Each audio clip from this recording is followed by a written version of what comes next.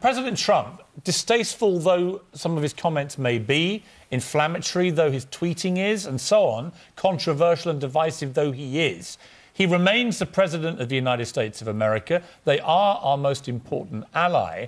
And it seems to many people that, refusing to let him into this country is a very self-defeating move, because we're facing, potentially within a year, vital trade talks with America to replace the trade we may lose through Brexit. Well, I think the problem with Donald Trump is that, I mean, he has said these appalling things, but also he's not a very effective president. I mean, I can't think of any president in my lifetime that's having less of an impact in that office. It's almost as though he's just there to be a celebrity, to constantly be on the media.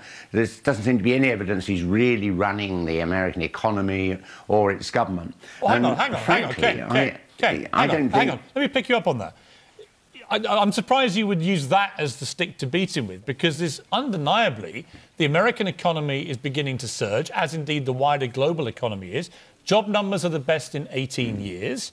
Right? The stock markets are roaring to record highs. There is a belief that, notwithstanding all his provocative tweeting and comments and all the rest of it, that actually Trump is beginning to have a really beneficial effect on economic matters in America. And that is one of the reasons many believe that, despite all the aggravation surrounding him, he might have a very good chance of getting re-elected.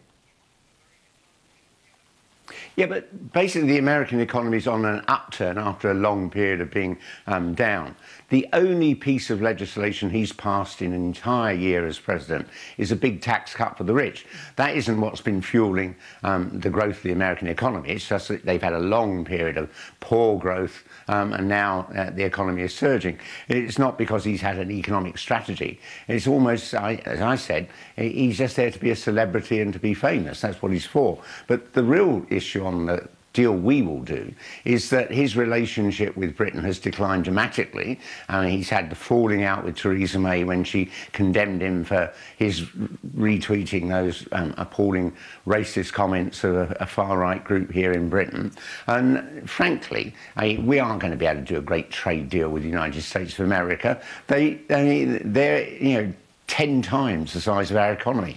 That they will try and impose on us some pretty appalling conditions that allow awful American produce, which is like the chickens that have been washed in chlorine, to come here in Britain. Ken, we have extended state visits, full state visits with the Queen and the Golden Carriage, to Robert Mugabe, to Ceausescu, the Romanian dictator, to Vladimir Putin, to the King of Saudi Arabia just after he beheaded 50 people, to the emirs of places like Kuwait, which jailed people for being gay, and so on. Right? We have a long and unillustrious track record of rolling out the red carpet for pretty deplorable people. You might argue far more deplorable than Donald Trump, who's leader of our #1 ally. So the point that people again make is the inconsistency of targeting Trump and saying we're going to ban him, but allowing all these other people to be given the red carpet.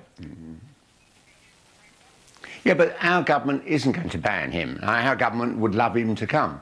The reason Trump isn't coming is he knows there will be massive demonstrations.